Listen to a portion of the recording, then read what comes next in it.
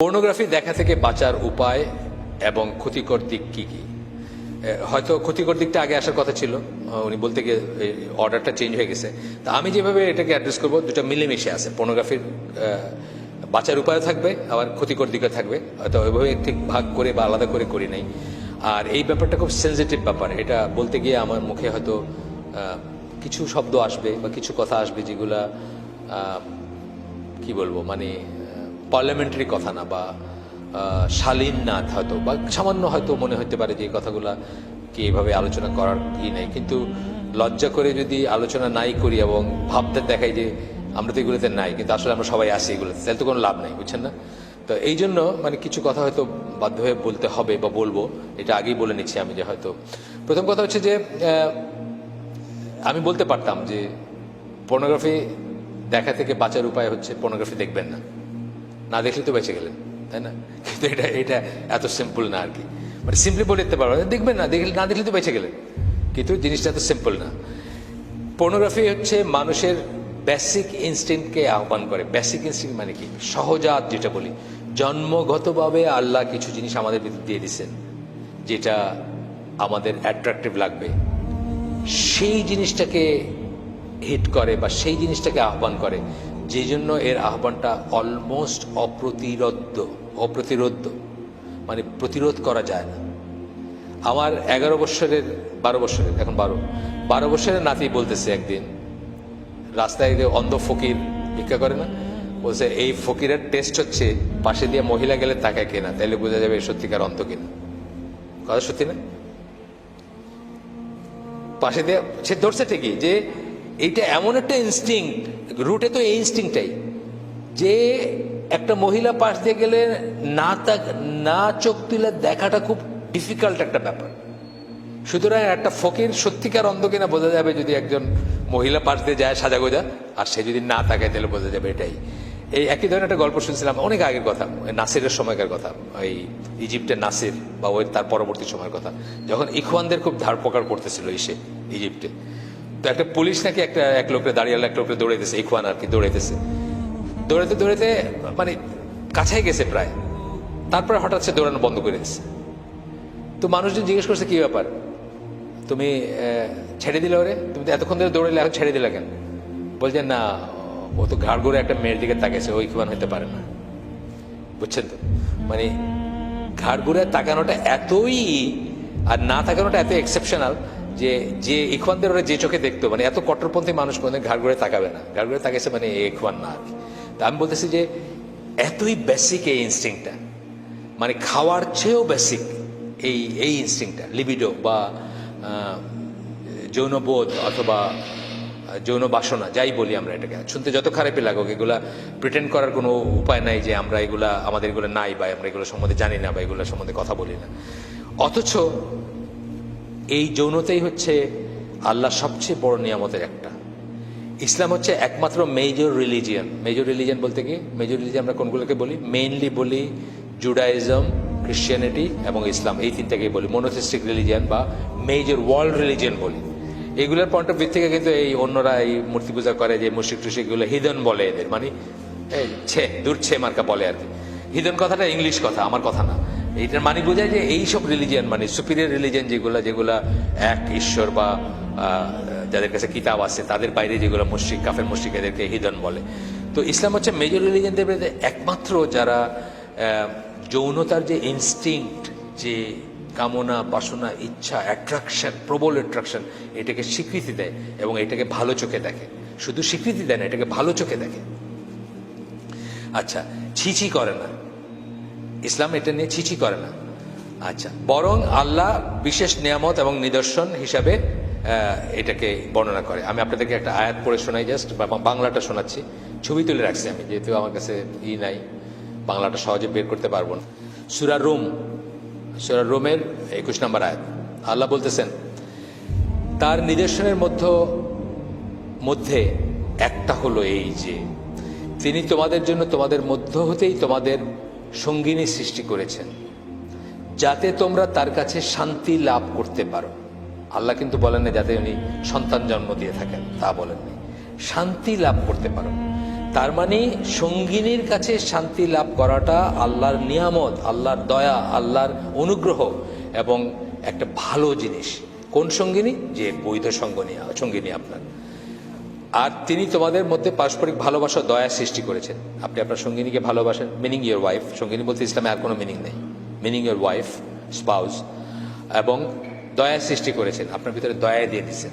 আপনি চিনেন না, ওই ধরেন জকিগঞ্জ, আপনার বাড়ি এইদিকে মৌলভীবাজার, বিয়ে করছেন, কোনোদিন দেখেন নাই, কোনো আত্মীয় না, কোনো পরিচয় নাই, তারপরে দেখবেন যে কত একটা মায়া হয় না। তার মৃত্যুসজ্জায় আপনি তার পাশে বসে আছেন, তার মাথায় পট্টি মারতেছেন, বুঝছেন না? কোত্থেকে আসে? যে আল্লাহর নিয়ামত। এই পশ্চিমাদের মতো আমরা জানাশোনার মাধ্যমে ভাল লাগাতে বিশ্বাস করি না। ওরা হলে জানাশোনার মাধ্যমে ভাল লাগা, বুঝছেন না? একসাথে খাইবা, একসাথে উঠবা, ডেটিং করবা, বাইরে যাইবা, তারপরে ভাল লাগা, তা না। আমাদের ভাল লাগাটা আল্লাহ দিয়ে দেন, এটা বিয়ের মাধ্যমে আসে বা ইসের মাধ্যমে। যাই হোক, এটা এরপরে আল্লাহ বলছেন এর মাঝে অবশ্যই বহু নিদর্শন আছে সেই সম্প্রদায়ের জন্য যারা চিন্তা করে। এই আয়াত, এটা কোরআনের একটা স্টাইল বলা, এর বাদে যারা চিন্তাশীল তাদের জন্য অনেক নিদর্শন আছে। তাহলে এইভাবে আল্লাহ কোরআনে বলতেছেন যে এটা আল্লাহ একটা দয়া, একটা রহমত। কোনটা? যৌন বোধটা, আপনি যে অ্যাট্রাক্টেড ফিল করেন অপোজিট সেক্সের প্রতি, এটা আমাদের ভিতরে এইভাবে দিয়ে দিচ্ছেন আল্লাহ, এইভাবে আসে। এবং এটা যে প্রপারলি পরিচালিত হয়, এটা একটা নিয়ামত, এটা একটা ভালো জিনিস, এটা অত্যন্ত পছন্দনীয় জিনিস। আচ্ছা, রাসূল সাল্লাল্লাহু আলাইহি ওয়াসাল্লাম বলছেন কি? বৈধ যৌন সংসর্গকে সওয়াবের কাজ বলছেন। অবৈধটা যদি গুনার হয় তাহলে বৈধটা সওয়াবের। আপনারা জানেন হাদিসটা? জানেন না? হাদিসটা জানেন? আচ্ছা, অথচ এই কাজটাই অবৈধভাবে ঘটলে কঠিনতম শাস্তির ব্যবস্থা রয়েছে। কঠিনতম মানে ইসলামে এই শাস্তিটা কি শাস্তি? এটা কিন্তু কোনো মাফ নাই, এটা শাসক চাইলেও মাফ করতে পারেন। আপনারা জানেন ইসলামে ম্যারিড অ্যাডাল্টারি মানে অবৈধ একটা সম্পর্ক বিয়ের বাইরে যদি হয় তাহলে এটাতে কি হয়? মৃত্যুদণ্ড। কিন্তু পাথর ইসলামী দেশে, ইভেন যেখানে শরিয়াকে আইন মনে করে তারা, সেখানে মৃত্যুদণ্ড। এবং এটা কি? এটা শাসক চাইলেও মাফ করতে পারে না। এই মৃত্যুদণ্ড এমন একটা মৃত্যুদণ্ড যেটা অন্য দুইটা আছে, তিনটা কারণে মৃত্যুদণ্ড হয় ইসলামে। একটা হচ্ছে আপনার ওই মুরতাদ হয়ে গেলে, এটাও সে তওবা করলে মাফ, যে পথে ফিরে আসলে মাফ। আরেকটা হলো কিসাস, হত্যা করলে, আরেকজনকে হত্যা করছেন এই জন্য মৃত্যুদণ্ড হয়, এটা ওর ফ্যামিলি মাফ করে দিতে পারে চাইলে। কিন্তু অবৈধ যৌন সংসর্গের জন্য যে মৃত্যুদণ্ড, সেটা কিন্তু ওই যার সাথে করছে সে চাইলে মাফ করতে পারে না, বুঝছেন তো? এটা মানে শাসকও চাইলে মাফ করতে পারে না। এটা মৃত্যুদণ্ড যদি এটা প্রমাণিত হয়, কার্যকর করতেই হবে ইসলামের শরিয়া মতে। যাই হোক, ম্যারিড অ্যাডাল্টারির কথা বলা হয়েছে যে এটা পশ্চিমা সাধারণ কলামিস্টরা পশ্চিমা দেশের লেখালেখিতে আসছে যে পর্নোগ্রাফি ইটসেলফ একটা অ্যাডাল্টারি বা ব্যভিচার। পর্নোগ্রাফি যদিও এটা ওই ব্যভিচার না, কিন্তু এটাও একটা ব্যভিচার। এটা আপনার বৈবাহিক সম্পর্কের বাইরে আপনি একটা কিছু ভাবলেন, দেখলেন, চিন্তা করলেন, বা মনে মনে আশা করলেন অথবা মনে মনে কামনা করলেন, এইটা। এই জন্য পশ্চিমা সেকুলাররা বলছে, পশ্চিমা পাদ্রীরা বলে নাই, সেকুলাররাই প্রশ্ন করছে আমার কাছে। আমি খুঁজলে হয়তো আর্টিকেলটা পাবো, কোনো একটা এই যে আমার কাছে ইন্ডিপেন্ডেন্টের আসে, ওইখানে বোধহয় এখানে প্রশ্ন করছে যে পর্নোগ্রাফি হচ্ছে আসলে, আপনি কি চেঞ্জ করবেন ব্যাটারি? পর্নোগ্রাফি হচ্ছে একটা অ্যাডাল্টারি বা একটা ব্যভিচার, এক ধরনের ব্যভিচার। ইসলামী পয়েন্ট অফ থেকে আমরা অন্তত বলবো যে মৃত্যুদণ্ডযোগ্য ব্যভিচার না হইলেও এটা চোখের জেনা, কানের জেনা, তাই তো? চোখের জিনা, কানের জিনা, এটা রাসূল সাল্লাল্লাহু আলাইহি ওয়াসাল্লামের হাদিসে আসছে। চোখেরও জিনা হয়, কানেরও জিনা হয়, এবং সেই সব জিনার থেকে কি করে? আলটিমেটলি মানুষ রিয়েল জিনাতে যায়। আচ্ছা, প্রাণীকুলের ভিতরে আপনি দেখবেন যে সবচেয়ে বড় প্রাণীকুল বলতে আমি সকল প্রাণীর কথা বলতেছি, মানুষ সহ, সবচেয়ে বড় চালিকা শক্তির একটা। আপনি যে মেটিং সিজনগুলো আছে অন্য প্রাণীর ভিতরে, আপনি দেখবেন কি করে তারা, মানে একজন মাইরে ফেলতেছে এটার জন্য কম্পিটিশন করতে গিয়ে। আপনি দেখবেন কুমিরের ভিতরে আছে বা অন্যান্য জন্তু জানোয়ারের ভিতরে একজনকে মেরেই ফেলতেছে, মানে মারামারিটা শুরু হয়েছে এটাকে কেন্দ্র করে, এবং একজনকে মেরে ফেলছে। আল্লাহ দেয়া এই চালিকা শক্তির বলে পৃথিবীর সমাজ সংসার আবর্তিত হচ্ছে, এই কথাটা আমি বলতে পারতাম, কারণ আসলে এইটা দিয়ে কিন্তু দুনিয়াটা ঘুরতেছে, এটাকে কেন্দ্র করে। অন্য ফর্মে আমরা হয়তো ডিফাইন করতেছি না ওইভাবে, বুঝছেন না? এটা মিলেমিশে আছে জিনিসের ভিতর, গানের ভিতর আছে, সিনেমার ভিতর আছে, নাটকের ভিতর, বুঝছেন না? কিন্তু এই কেন্দ্রে কিন্তু পৃথিবীটা ঘুরতেছে, সারা পৃথিবীটা কিন্তু এটাকে কেন্দ্র করে ঘুরতেছে। প্রাণীকুলে প্রবল প্রতিযোগিতা দেখা যায়, যা অনেক সময় প্রতিপক্ষকে হত্যা পর্যন্ত গড়ায়। এটা আমরা দেখছি অনেক, আমি উদাহরণ দিতে পারতাম অনেক। সবচেয়ে প্রবল এই বেসিক ইনস্টিংক্টকে চরিতার্থ করার ব্যাপারটা প্রকৃতিতে ওপেন, কোনো রকমের রাগ ঢাক নেই, প্রকৃতিতে ওপেন, জোরদার মুলুকদার, যে পাল্লা যা করলা। কিন্তু মানে কি বলে, মানুষকে তো আল্লাহ আশরাফুল মখলুকাত হিসাবে বানাইছেন। কেন? এটা আল্লাহ কিছু নিয়ম করে দিয়েছেন, এই নিয়মের ভিতরে মানুষ থাকবে এবং থাকলেই সে আশরাফুল মখলুকাত, নাইলে সে জানোয়ারের সাথে তার কোনো তফাৎ নাই। আচ্ছা, মানুষের বেলায় আল্লাহ কিছু নিয়ম বাইরে দিয়েছেন, সেই নিয়ম যারা মানে না তাদের বেলায় এই বেসিক ইনস্টিংক্ট পরিতৃপ্ত করতে মানুষ খুন খারাপি বা হত্যা ধর্ষণ পর্যন্ত যায় না আমাদের দেশে। আমাদের দেশে তো দেখতেছেন যে যারা এই নিয়ম মানে না, আল্লাহর নিয়ম মানে না, আল্লাহর বিধান মানে না, আল্লাহ যে নিয়ম করে দিচ্ছেন সেটার ভিতর, তারা কি শেষ পর্যন্ত খুন রাজানি পর্যন্ত যায় না? এটারই সূত্র ধরে যাচ্ছে। আপনি দেখতেছেন মা ছেলেকে মেরে ফেলছে, এই 2-3 বছর আগে উঠছে, আপন ছেলেকে মেরে ফেলছে মা, এই পথে সে জেনে গেছে বা কিছুর জন্য মেরে ফেলছে, পরকীয়া সম্পর্ক সম্বন্ধে জানছে। তার মানে সে নিয়ম মানে না। নিয়ম না মানলে তখন সে যা ইচ্ছা আসবে, খুন আসবে, ধর্ষণ আসবে, মানে খুন কইরা। মাদ্রাসার একটা ছেলে, সেদিন পড়লাম, মাদ্রাসার 8-9 ছেলে আরেকটা 7-8 মেয়েকে নিয়ে ভাগায় নিয়ে ঢাকায় চলে আসছে। আয়সা কোন হোটেলে উঠতে চাইছে, পারে নাই উঠতে, কমলাপুর স্টেশনে যে পতিত রেলওয়ে বগি থাকে না, ওর ভিতর তাকে ধর্ষণ করছে, কইরা তাকে, সে কাঁদতেছিল, মেয়েটার দোষ হলো মেয়েটা তারপরে কাঁদতেছে, সমানে কাঁদতেছে, তারে মাইরে ফেলছে, পেপারে আসছে, ওপেন ঘটনা, খুন করছে। এই ইনস্টিংক্টের জন্য তো করছে, এই কাজটার জন্য করছেন। ইনস্টিংক্টটা আমি বলতেছি যে রিপুট তাড়নাটা তো এইটাই। সে নিয়ম মানে নেই দেখে সে হত্যা পর্যন্ত করেছে। 7-8 মেয়ে, 8-9 ছেলে মাদ্রাসার। চিন্তা করে দেখেন আপনি, তাহলে অন্য যারা যা করতেছে বা আরো যারা উন্নত শ্রেণীর, উন্নত টাকা পয়সা আছে, উন্নত শিক্ষা দীক্ষা আছে, তাদের কথা তো আছেই। আমি অনেক ছোটবেলায়, তখন আমি অত বুঝতাম না অনেক কিছু, মানে ধরেন 10-12 বছর বয়সে একজনের গল্প শুনতেছিলাম যে সে সিলেটেই, সে বৃষ্টি ঝড়ের রাতে নদী পার হয়ে জৈন্তায় চলে গেছে, এই ইনস্টিংক্টের বশবর্তী হয়ে। ওইখানে এটা চরিতার্থ করার কোনো ব্যবস্থা আছে আর কি, সেই জন্য মানে বলতেছিল, তারা হাসি ঠাট্টা করতেছিল মুরব্বীরা, যে মানুষের এই ব্যাপারটা কত সাংঘাতিক, যে ঝড়ের রাতে সে সুরমা নদী পার হয়ে সাঁতরায় ওই পারে জৈন্তায় চলে গেছে, ওইখানে কোনো একটা ব্যবস্থা আছে সেটা চরিতার্থ করতে গিয়ে। এত প্রবল হইতে পারে মানুষের এই ইনস্টিংক্টটা। আপনি পশুগুলোর ভিতরে দেখবেন, আমার একটা ঘটনা মনে আছে যে একটা ছাগল খুব ভ্যাঁ ভ্যাঁ করতেছে, তো এক নাতি তার নানিকে জিজ্ঞেস করছে যে এটা এত চিৎকার করতেছে কেন? তো নানি বলতেছে যে এটার বিয়ের সময় হয়েছে। পশুগুলোর ভিতরে এটা আছে, মানুষের ভিতরে খালি এটা রাগ ঢাক আছে। এটা রাগ ঢাক কেন আছে? এটা হায়ার অংশ, এটার জন্য আল্লাহ নিয়ম দিচ্ছেন, এটা চরিতার্থ করার পার্টিকুলার ওয়ে দিচ্ছেন এবং ব্যবস্থা করে দিচ্ছেন আল্লাহ, সেটা দিয়ে করবেন। এটা ইসলাম কিন্তু এটাকে অ্যাকনোলেজ করে, স্বীকার করে। ওই যে বললো না, যেন প্রশান্তি লাভ করে, প্রশান্তি লাভ করতে চাবেন আপনি, এটা কিন্তু ইসলাম অ্যাকনোলেজ করে, কিন্তু প্রশান্তির জন্য সুনির্দিষ্ট ব্যবস্থা করে দিচ্ছে, সেই ব্যবস্থার ভিত্তিতে প্রশান্তি লাভ করতে হবে। আসেন আর একটু আগাই। এরপরে দেখেন এই যে বউ পালানোর, দেখেন না, এই অমুকের বউ পালায় গেছে, 3 বাচ্চার মা, 4 বাচ্চার মা, পেপারে পড়েন, পড়েন।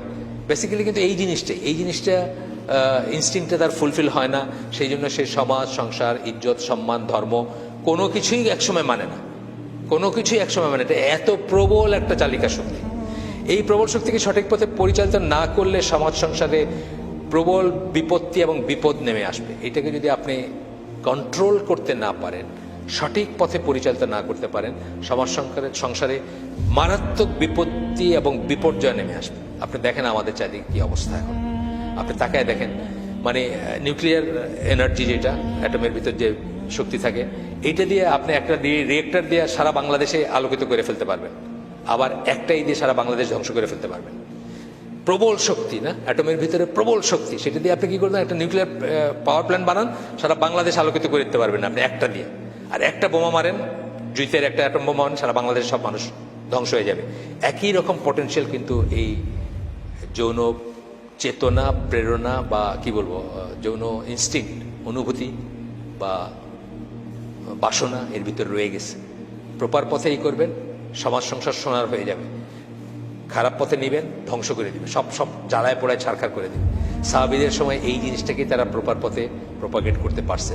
একটা মেয়ে বিধবা হওয়ার পরে তার ইদ্যত পালনের আগেই রসুলের কাছে বা অন্যত্র সাহাবীরা লাইন দিয়েছেন যে কে তাকে বিয়ে করবেন, কে তাকে করবেন। তাকে বিধবা রাখেন নাই, তাকে একা থাকতে দেন নাই, তাই না?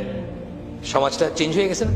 আজকে কি আমার বিধবার তো কোনো চান্সই নাই, বিধবা বা বিপদ কি বলে স্বামী পরিত্যক্তার কোনো চান্সই নেই, কুমারীদেরই কোনো চান্স নাই বলতে গেলে। আমাদের দেশে এরকম হয়ে যেতেছে না? ওইটাই একটা টপিক দিচ্ছেন সৌর ভাই, যে আমার দেশে 30 এখন ঘুরে বেড়াইতেছে, কোনো খবর নাই আর কি বিয়ের সাথে। আচ্ছা, এই ইনস্টিংক্ট অবদমন থেকে মানুষ উন্মাদ হয়ে যেতে পারে, পাগল হয়ে যেতে মানুষ। আমরা একটা কেস জানি, ঢাকার একটা জায়গার একটা কেস, একটা মেয়ে একদম বদ্ধ পাগল হয়ে গেছে।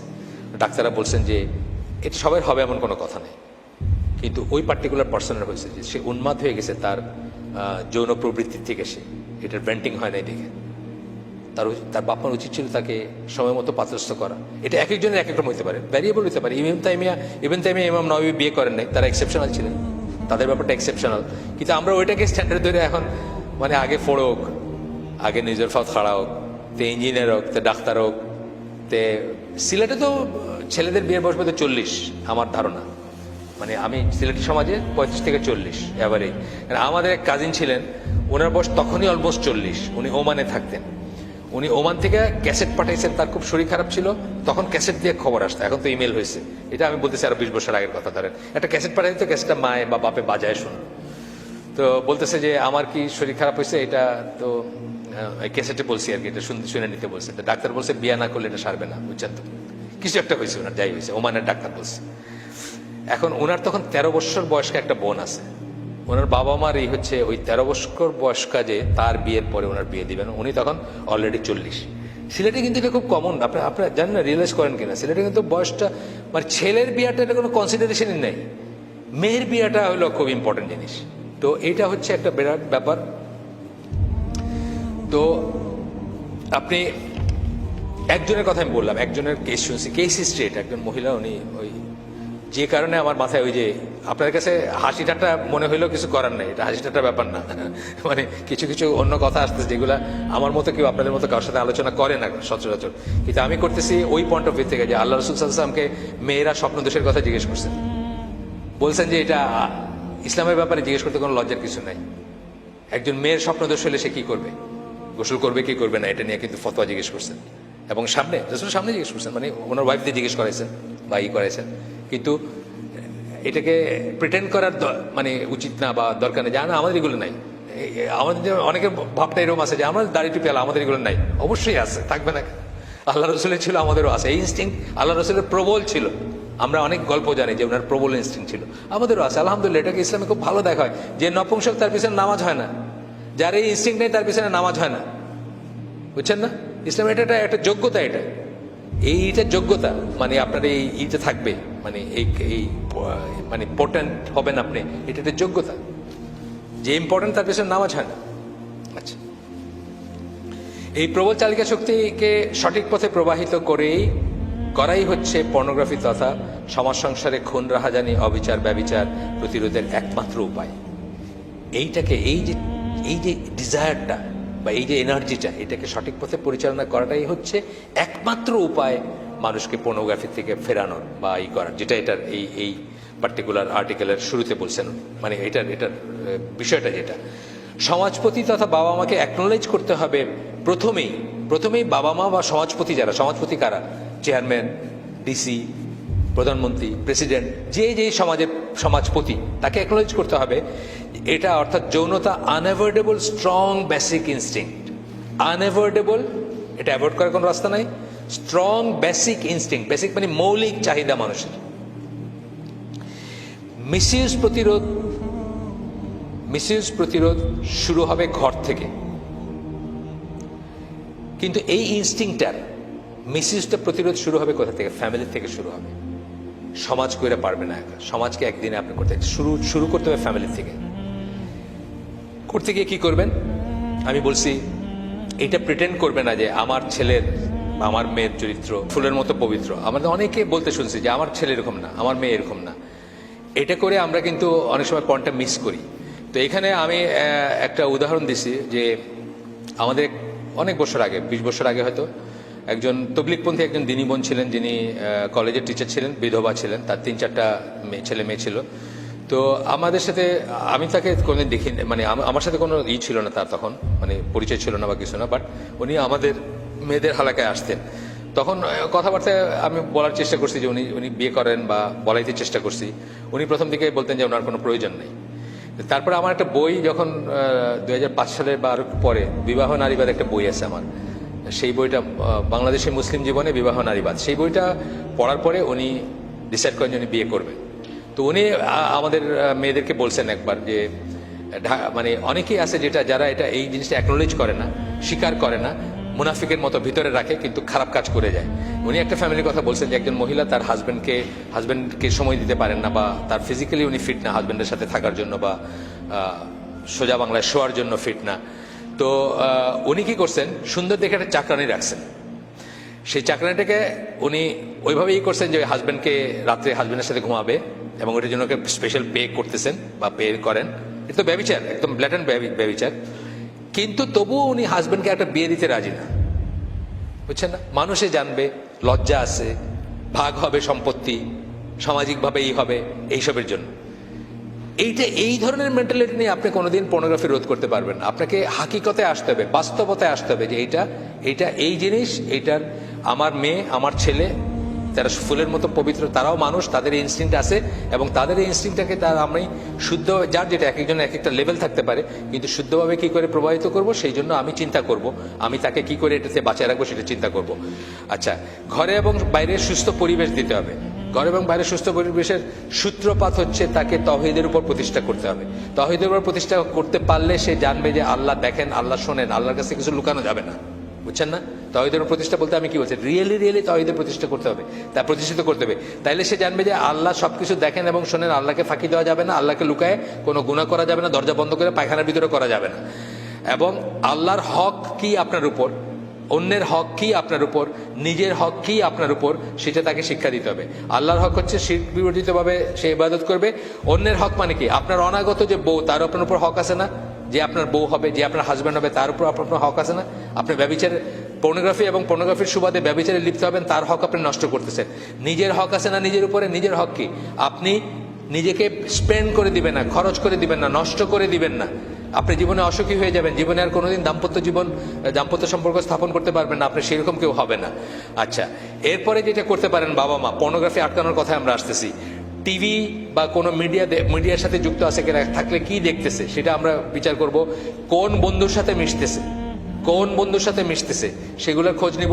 স্কুলে কি শিখতেছে, যে স্কুলে পাঠাইছেন সেই স্কুলের পোলাপানরা অবসর সময় টিফিনের সময় কি কথা বলে, কি দেখে, কি শোনে, বা কি নিয়ে কথা বলে। আমরা ঢাকায় স্বনামধন্য স্কুলের কথা জানি, যেটা বাথরুম লক করে দিতে হয়েছে, 5-6 থেকে শুরু অনওয়ার্ড বাচ্চাদের জন্য বাথরুম লক করে দিতে হয়েছে।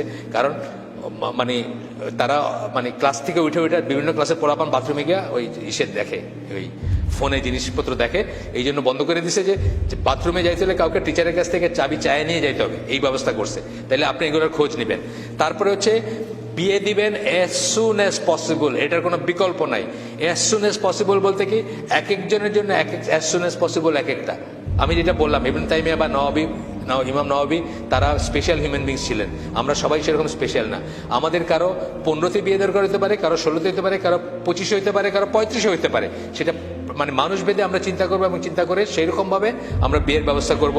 আমরা এটা নিয়ে আন্দোলন গড়ে তুলবো। আন্দোলন মানে রাস্তার আন্দোলন না, আমরা লেখালেখি করব, আমরা লবি গড়ে তুলবো, যাতে আমাদের সরকার অলরেডি একটা করছে, 2 বছর আগে বা 3 বছর আগে একটা কারেকশন করছে, যে বাবা মার তত্ত্বাবধানে আগে বিয়ে হইতে পারে। এটা নিয়ে আবার সেকুলার পন্থীরা খুব চিৎকার করছে এটা নিয়ে। আপনারা তো জানেন না যে ইংল্যান্ডে 15 বছর বয়সে কিন্তু বিয়ে দিতে পারবেন আপনি আপনার ছেলে মেয়েকে, প্যারেন্টাল গাইডেন্সে, মানে বাবা মা যদি করে। তা আমাদের দেশ কোথা থেকে এত মডার্ন হলো যে আমাদের দেশে 18-র নিচে দেওয়া যাবে না, বা দিলে সেকুলার পন্থীরা চিল্লাচিল্লি করবে? এটা কোনো ব্যাপার না। as soon as possible এটা দেওয়ার চেষ্টা করবেন। বা যারা বাবা মা আছেন বা যারা ঘরে, আমি বলতেছি পর্নোগ্রাফি আটকানোর স্টেপগুলো বলতেছি, কি করে আপনার পর্নোগ্রাফিকে রোধ করতে পারেন। হিটলার পর্যন্ত বুঝছিল, হিটলার, আপনি তার জীবনী পড়েন, সেই 1920-21-22-এর কথা আমি বলতেছি, তখন সে বুঝছিল যে তার দেশে সমস্ত খারাপ কাজগুলো ইহুদিরা করে, ইহুদিরা সিনেমা বানায়, ইহুদিরা পোস্টার লাগায়, ইহুদিরা মেয়েদের ছবি লাগায়, এগুলো দেখে তাদের ইয়াং জেনারেশন নষ্ট হয়ে যেতেছে, এবং তাদের সিফিলিস গনোরিয়া হইতেছে, তাদের বংশ। তখন তো আর প্রস্টিটিউশন ছাড়া খুব একটা রাস্তা ছিল না, এরকম তো লিভ টুগেদার তখনকার ইউরোপেও সহজ ছিল না। কিন্তু বলতেছে তাদের ইয়াং জেনারেশনগুলো নষ্ট হইতেছে, বংশ পরম্পরায় খারাপ সন্তান প্রডিউস করতেছে। সুতরাং অফিসিয়ালি গভর্নমেন্টের উচিত তাড়াতাড়ি বিয়ের ব্যবস্থা করে দেওয়া, তাদের বাসস্থানের ব্যবস্থা করা, তাদের হিটলারের জীবনী পড়ে দেখেন, হিটলার বলছে। কিন্তু আজকে আমরা মুসলিমরা এটা বুঝতেছি না। এটা হচ্ছে তারপরে হচ্ছে যে কোনো ইবাদতের কাজ, একটা মানুষ যদি ইবাদতের পরিবেশে থাকে, তাহলে কি সে ওইসব থেকে দূরে থাকবে। ইবাদতের পরিবেশটা বাসায় সৃষ্টি করবেন যেন ওইসব থেকে দূরে থাকে। কোরআন, আমি একজন লেখকের কথা বলছি যে problems Muslims face in today's world, একটা বই আছে, ওই বইয়ে উনি সব সমস্যাগুলো বলছেন পশ্চিমা জীবনের, এইসব সমস্যাই আছে, পর্নোগ্রাফি সবই আছে ওইখানে। সমস্যা কি, প্রতিটি সমস্যায় উনি বলছেন রিসাইট কোরআন ডেইলি, রোজ কোরআন তেলাওয়াত করবো। কারণ রোজ কোরআন তেলাওয়াত করা, বুঝে পড়ার ভিতরে বা একটু জেনে বা চিন্তা করার ভিতরে একটা আছে, আপনাকে এটা পাপ থেকে দূরে রাখবে, আপনার একটা সলিউশন দিবে। তারপরে আমি বলছি হেলদি লাইফস্টাইলস, হেলদি লাইফস্টাইল, আপনাকে আপনার সুন্দর একটা জীবনযাপনের ব্যবস্থা থাকবে, পদ্ধতি থাকবে।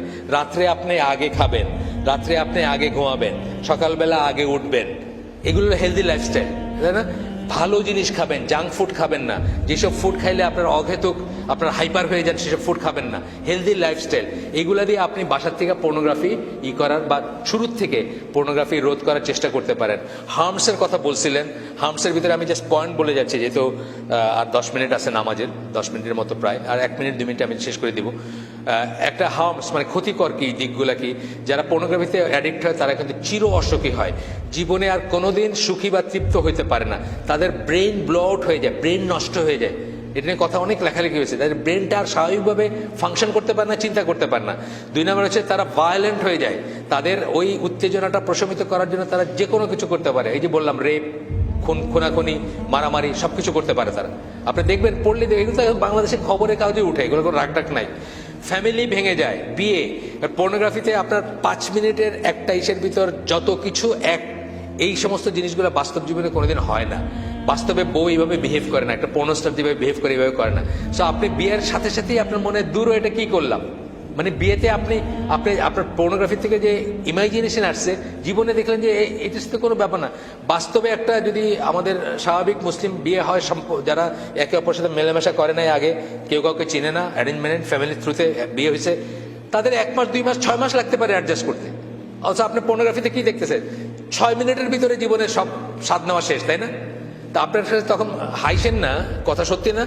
তা আপনার কাছে তখন মনে হচ্ছে দূরে এটা কি, এটাতে কোনো উত্তেজনাই নাই, কোনো কিক নাই, কোনো আবেগ নাই, কোনো নাই, কোনো প্লেজার নাই, কোনো এরকম মনে হবে আপনার বিয়েতে কোনোদিন। এরপর পর্নোগ্রাফি থেকে আরেকটা যে হচ্ছে, আমাদের সমাজের ভিতরে এখন ইনসেস্ট শুরু হয়েছে, কিন্তু ইনসেস্ট, বাবা মেয়ে, ছেলে ভাই বোন, এই ধরনের দেখবেন পেপারে আসে, এসে আসে, অনেক ঘটনা আসে। এগুলার কিন্তু মানে রুট কারণ হচ্ছে ওইটা, কারণ আপনি পর্নোগ্রাফি দেখতেছেন, পাশের রুমে আপনার ইনসেস্ট কেউ আছে, ঘুমাইতেছে, আপনি ওইখানে দেখতেছেন এই ঘটনা, আপনি এটা করতে যাচ্ছেন, অ্যাক্ট করতে যাচ্ছেন, মানে অ্যাকচুয়ালাইজ করতে যাচ্ছেন, বাস্তবায়িত করতে যাচ্ছেন। এরকম আমরা অনেক গল্প দেখি, পেপারে আসে, এসে আসে। তারপরে যে মানুষটা সে আনপ্রোডাক্টিভ হয়ে যায়, সে আর ভালো কোনো কাজ করতে পারে না, রেসপন্সিবল কোনো কাজ করতে পারে না, সে একটা নির্জীব মানুষ হয়ে যায়, জীবনী শক্তিহীন মানুষ হয়ে যায়। Over long period of time বদমেজাজি একটা বাজে লোক হয়ে যায় এবং পারভার্ট হয়ে যায়। পারভার্ট মানে বিকৃতি। এই পর্নোগ্রাফির ব্যাপারটাই এমন যে আপনার কালকে যেটা দেখছেন আজকে আর সেটাতে ধরবে না, এটা একটা নেশার মতো ব্যাপার। মানে কালকে আপনি একটা সিগারেট খেয়ে হয়তো আজকে 2টা, তারপর 3টা, তারপর 10টা, তারপর 2 প্যাকেট, বুঝছেন না? মানে এটা বাড়তেই থাকবে উত্তর, এবং এক সময় দেখবেন যে আপনার কিছুতেই কিছু হচ্ছে না। আমি শেষ করে দিই, যেহেতু নামাজের সময় চলে আসছে। সুবহানাকাল্লাহুম্মা ওয়া বিহামদিকা আশহাদু আল্লা ইলাহা ইল্লা আনতা আস্তাগফিরুকা ওয়া আতুবু ইলাইক।